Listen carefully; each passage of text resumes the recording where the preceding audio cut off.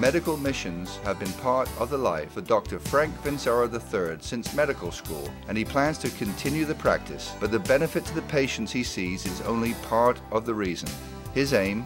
Train local doctors in the latest procedures and new technology.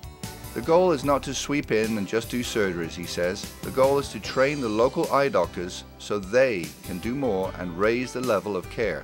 Venzara and his wife Juliet grew up in Merritt Island, and the couple have 3 sons. Venzara, a board-certified ophthalmologist, opened his own practice, Florida Retina Specialists, on Merritt Island in August. Earlier this year, he completed a mission trip to Nicaragua, his 3rd to that country. He also has served in Haiti and Mexico. He works closely with local doctors while he's on a mission trip, and his most recent trip to Nicaragua focused on training surgical residents on retina surgery. Nicaragua has only a couple of retinal specialists, making the prognosis bleak for people who suffer retinal trauma or detachment. If you don't have money, you just go blind there, he says.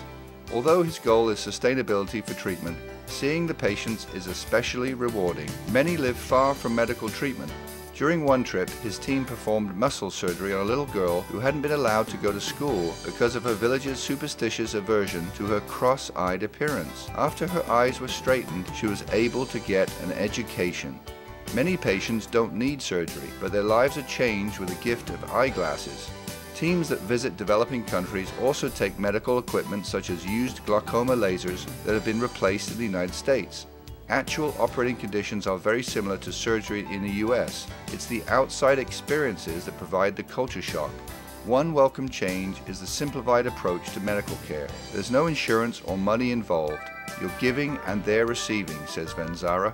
Most of us go into medicine to help people, and you go on. You learn about the business side, insurance, all the hours, he says. On a mission trip, you remove all that, and you get to help people.